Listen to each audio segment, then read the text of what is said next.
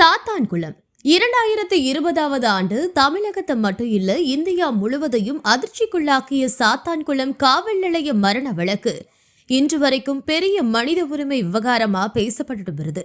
தூத்துக்குடி மாவட்டம் சாத்தான்குளத்துல நடந்த இந்த சம்பவத்துல ஒரு தந்தையும் அவரோட மகனும் போலீஸ் காவல்ல கொடூரமா தாக்கப்பட்டு உயிரிழந்தது சமூகத்துல பெரும் அதிருப்தியையும் கோபத்தையும் ஏற்படுத்துச்சு.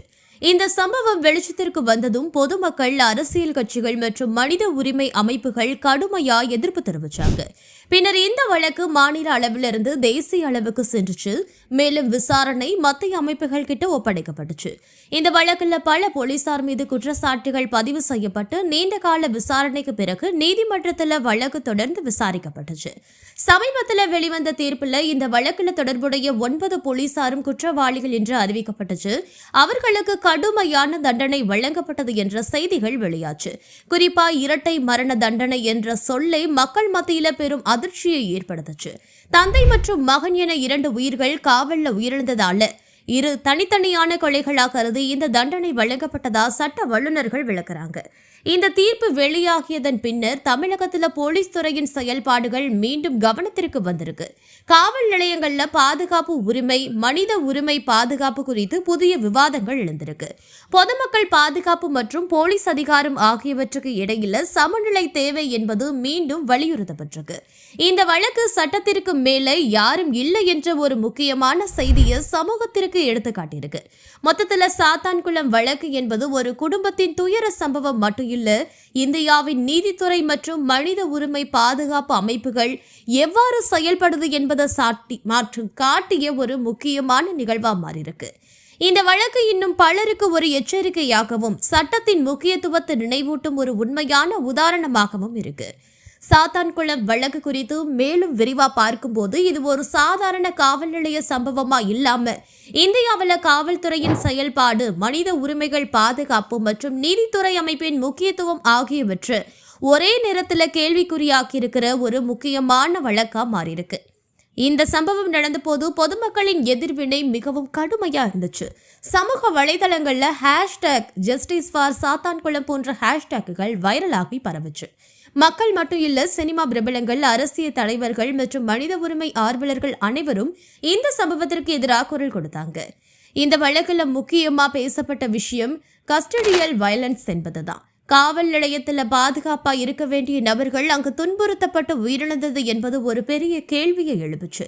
இது இந்தியாவில் காவல்துறையின் மேற்பார்வை மற்றும் கண்காணிப்பு அமைப்புகள் போதுமானதா இருக்குதா என்ற விவாதத்தையும் தூண்டுச்சு. குறிப்பா விசாரணை முறைகள் எப்படி நடைபெறுகின்றன, மனித உரிமைகள் பாதுகாப்பு விதிமுறைகள் பின்பற்றப்படுதா என்பதையும் மக்கள் கேள்வி எழுப்ப தொடங்கியிருக்காங்க. இந்த சம்பவத்திற்கு பிறகு நீதித்துறை மிகவும் தீவிரமா செயல்பட்டிருக்கு. வழக்கு விரைவா விசாரிக்க நடவடிக்கைகள் எடுக்கப்பட்டுச்சு. குற்றவாளிகள் மீது கடுமையான சட்ட நடவடிக்கைகள் எடுக்கப்பட்டுச்சு. இது பொதுமக்களுக்கு ஒரு நம்பிக்கையை ஏற்படுத்துச்சு. நீதித்துறை இன்னும் செயல்படுது என்ற ஒரு உணர்வு சமூகத்துல உருவாகி இருக்கு. ஆனா இதே நேரத்துல இப்படியான சம்பவங்கள் மீண்டும் நடைபெறாதவாறு என்ன நடவடிக்கைகள் எடுக்கப்பட வேண்டும் என்பதற்கான விவாதமும் எழுந்திருக்கு. இந்த வழக்குல போலீசாரோட செயல்பாடுகள் கடுமையா விமர்சிக்கப்பட்டிருக்கு.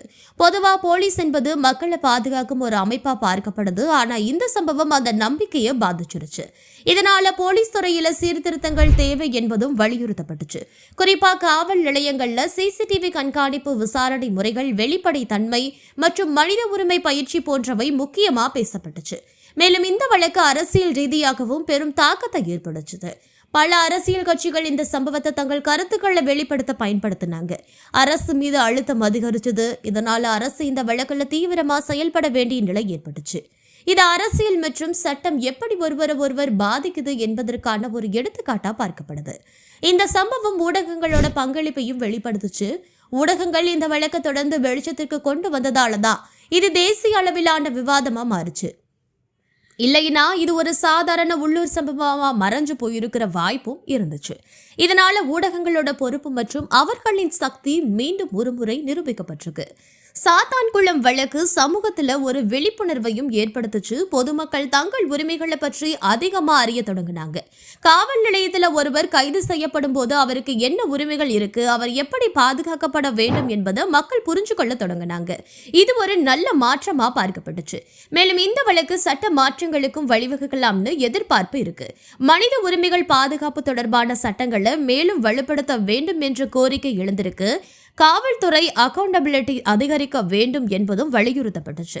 இதனால எதிர்காலத்தில் இப்படியான சம்பவங்கள் குறையலாம்னு நம்பப்படுது. இந்த வழக்குல மன அழுத்தத்தை நம்ம மறக்க முடியாது. ஒரு குடும்பம் தன்னோட அன்பானவர்களை இழந்த துயரம் மிகவும் பெருசு. அந்த குடும்பத்தோட வலி, அவர்களின் போராட்டம் மற்றும் நீதிக்காக அவர்கள் எடுத்த முயற்சி அனைத்தும் இந்த வழக்கோட முக்கியமான பகுதி. இது ஒரு மனித கதையாகவும் பார்க்கப்படுது. நீதிக்காக ஒரு குடும்பம் எப்படி போராடியது என்பதற்கான ஒரு எடுத்துக்காட்டு இது. முடிவா சாத்தான்குளம் வழக்கு என்பது ஒரு சம்பவம் மட்டும் இல்ல, அது ஒரு பாடம். அது சட்டம், மனித உரிமை, போலீஸ் துறை மற்றும் சமூகத்தின் பொறுப்பு ஆகியவற்றை பற்றி நமக்கு பல விஷயங்களை கற்றுக் கொடுக்குது. இந்த வழக்கு நமக்கு நினைவூட்டுவது என்னன்னா, எந்த ஒரு அதிகாரமும் கட்டுப்பாடுகளின்றி இருக்கக்கூடாது என்பதையும், நீதியின் பாதை தாமதமாக இருந்தாலும் அது ஒரு நாள் கிடைக்கும் என்பதும் தான். இந்த வழக்கு இந்திய சமூகத்தின் நினைவில் நீண்ட காலம் நிலைத்திருக்கும் ஒரு முக்கியமான நிகழ்வா இருக்கும்.